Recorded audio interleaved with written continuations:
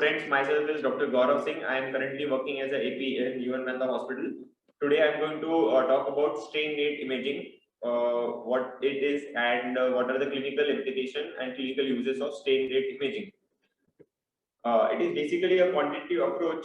It utilizes frame by frame tracking within a region of interest of small pattern of echodensities in grayscale B mode known as speckles. It has two important aspects of cardiac motion. One is magnitude and one is direction. Important terminologies. What is strain? It is basically deformation resulting from applied force. It is defined as a percentage change in length during myocardial contraction and relaxation. When shortening occurs, it happens as a negative in GLS and lengthening is positive. And what is strain rate? It is basically difference between two velocities normalized by distance between them.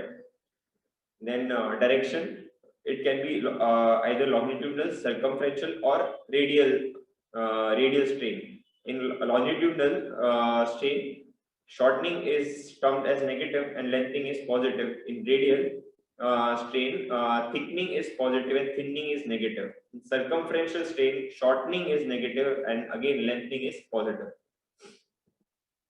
Systolic, longitudinal, and circumferential strain normally has negative value, while radial has normal positive value. It can be either global or regional. In clinical practice, global longitudinal strain imaging is most commonly validated, hence most often utilized. This is again a display of GLS, that is typically termed as quad formation. This bull's eye, peak systolic strain of GLS minus 20. Again, lengthening is positive, shortening is negative. It is either plus 20 or minus 20 or in between values. What are the clinical applications? First one, most important, is coronary artery disease, either LAD, LCH, RCA. Whenever they are deceased, we will get a decreased GLS. And decreased GLS post-systolic shortening occurs before ischemia, and it is also a marker of viability. And another disease where strain rate imaging helps extensively is amyloid. Here we can see a typical echocardiographic picture of amyloidosis and longitudinal strain curve showing 2-chamber, 3-chamber, and 4-chamber view, and typical bullseye plot for cardiac amyloidosis. HCM is another disease where this strain rate imaging helps. It not only helps in diagnosis but also helps in prognostication and the treatment point of view, whether the patient needs AICD or not.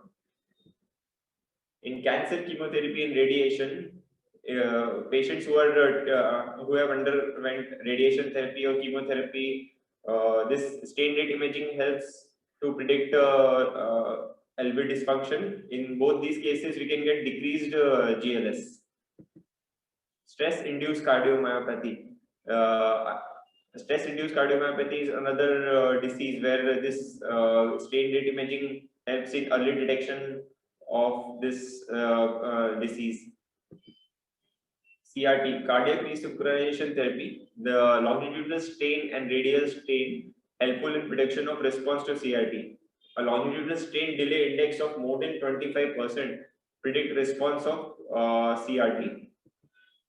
Thank you, friends. I would like to end my talk by just summarizing what is strain rate imaging and its clinical uses. Basically, strain rate imaging helps in in CAD, HCM, sarcoidosis, and to predict the response of CRT. It is upcoming diagnostic procedure, and we will see more of strain rate imaging in future. Thank you.